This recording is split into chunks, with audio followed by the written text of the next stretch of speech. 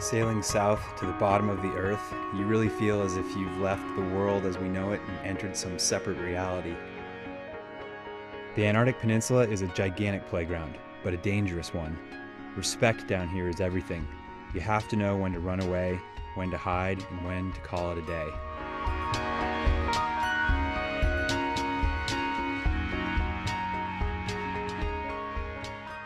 I first came to Antarctica last year, and what I saw down there blew my mind.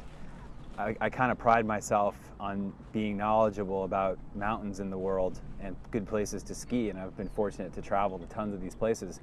But when I arrived on the Antarctic Peninsula and saw what was there and realized that I hadn't known how good the mountains were, I saw that and said, you know what, I got to come back. I got to come back with a small boat and a specialized crew of friends and make a documentary film about this place and share it with the world, because if I don't know how great these mountains are, chances are there's a lot of other people out there that don't know how great those mountains are.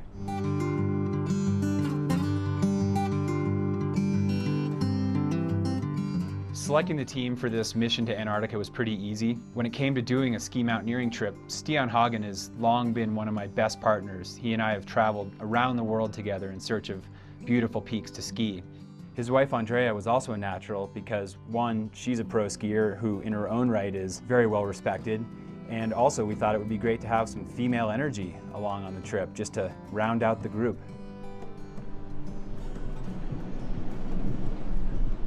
What's going to happen is a low to the west, and that's forming and strengthening, and we're going to try and run down below it before it rolls over the top of us. We will get whacked by the front edge of it, but we're going to get whacked somewhere along the line, so may as well get it over and done with. And then the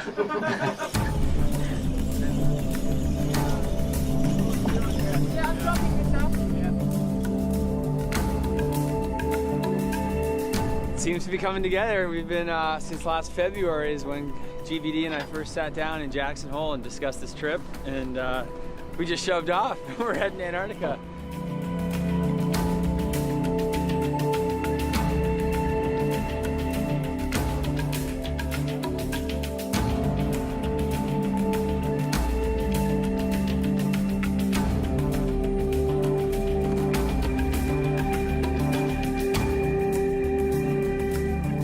It's our third full day out at sea, crossing the Drake Passage from Tierra del Fuego down to Antarctica. First 2 days we had pretty rough seas. The Drake shake, we were getting bounced around pretty good. A few people got sick, including myself.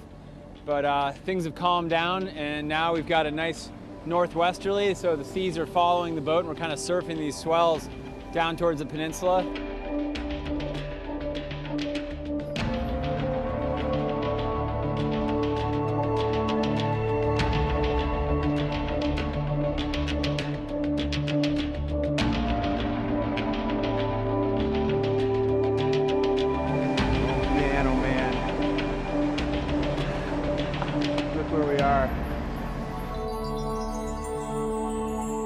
We just cruised south through the Lemaire Channel, and we're headed just down here around this buttress, which is called the Duesenberg Buttress. We're just below Mount Scott right now, still kind of in warm-up mode. It's early in the trip, not getting too crazy, but we're seeing lots of nice things to ski.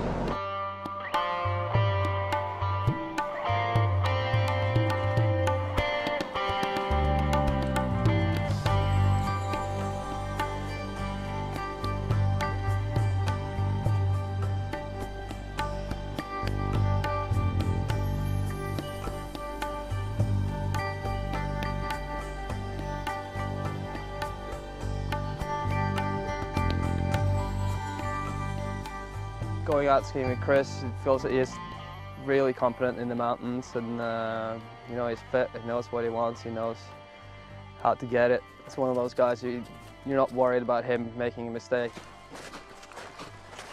Stian said, you know, Chris is sending me an email asking if you'd be interested, and I was like, really? And yeah, pretty much from that moment on, I did everything I could just to try to make it happen. I feel, you know, both Chris and I have a lot more experience with ski mountaineering than Andrea does. You know, Andrea's a very good skier and very confident when she's got her skis on, but she doesn't have as much experience as Chris and I do. I'm kind of aware of that fact and knowing, you know, I'm not quite at that level where they're at. We've spent a lot of time before we left, you know, talking about these things and practicing as much as we can. And, you know, we've been training hard to be fit for this trip. You know, I definitely feel a big responsibility to keep Andrea safe here, and I'm more kind of worried about her than I am about myself. It was definitely a little intimidating at the start, knowing that I'd be hanging out with them and just, yeah, with their level of experience. So, but so far so good.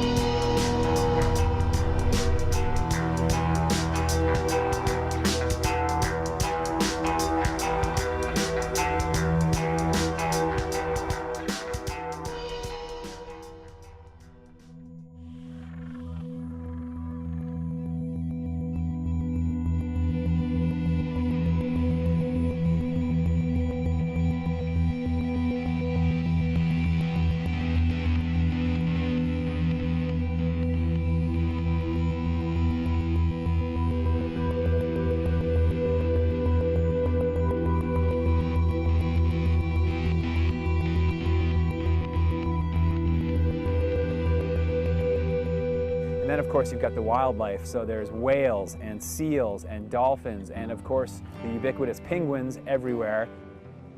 I've seen penguins before in Australia, but just to see so many of them and all over the place was just really, really amazing.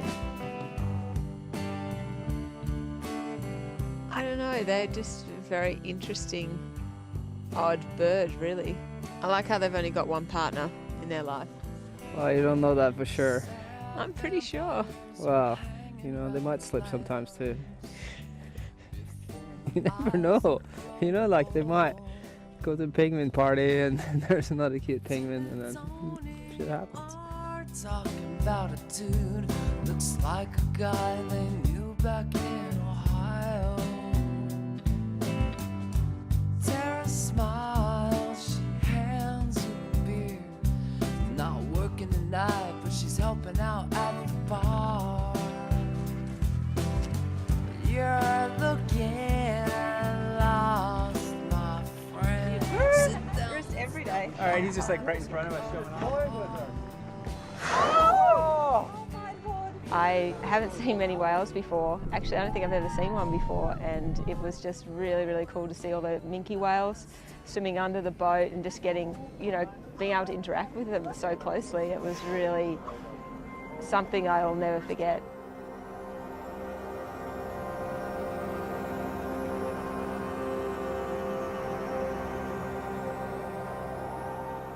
There's a lot of sea life in Antarctica, but what's a little less obvious are the predators down there. While we were up on the Duesberg buttress getting ready to ski, Jim was shooting the long lens across the channel, so he was situated right at the edge of the water. And along came a leopard seal, and it started chasing a penguin. The kill happened underwater, but the seal proceeded to shred the penguin right in front of the camera.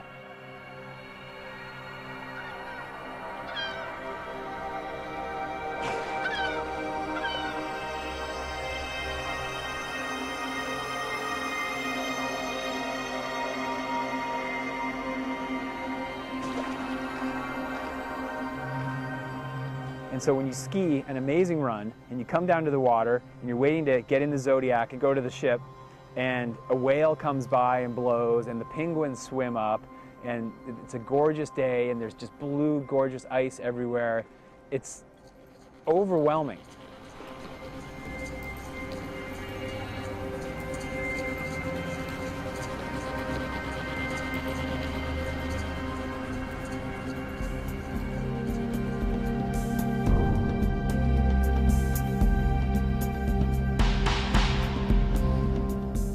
iceberg, when I first saw it, I didn't think it would be as gnarly as it was. It was quite an intimidating run for me, especially the climb up, because I wasn't roped up, I was just climbing behind the boys, and there were some moments where you definitely didn't want to fall or miss a step. It really tested all the skills that I've been able to develop over the last 10 years. I've put them all really to the test.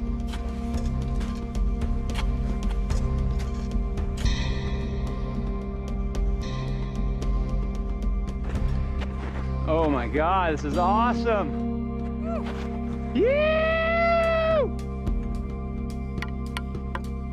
Oh my God, this is freaking cool!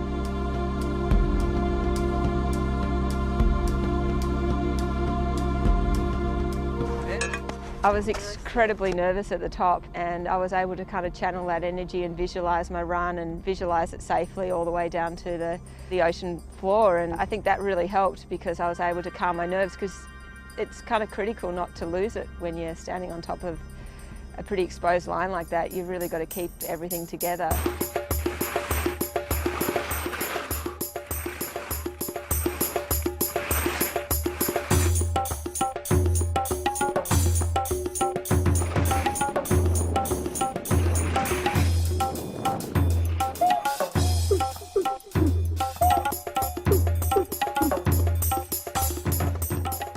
I wasn't really thinking we were going to be skiing, you know, like bulletproof 50, 55 degrees slopes over huge exposure where, you know, like a fall would be fatal.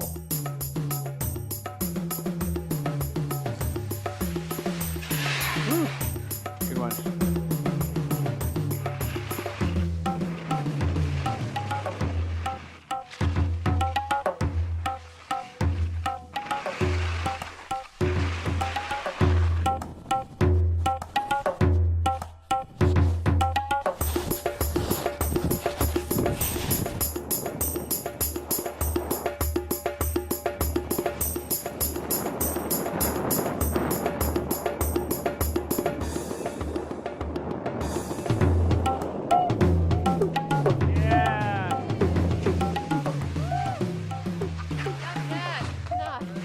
Nice one, man. It was a great feeling when we got down to the bottom. It just felt awesome just to, yeah, ski something like that. And I really liked that rush when it was all over. And I just felt more secure about what we were doing and the runs that we were going to go and ski. I just felt a lot more confident that, you know, I can do this. I'm solid on my skis, and yeah, it's possible.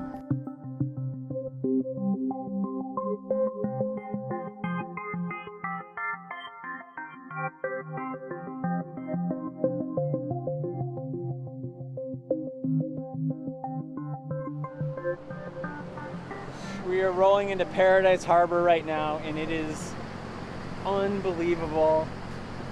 Just surrounded by amazing, amazing mountains. It's like my kids waking up at Christmas morning, just like, ah, look at all of this.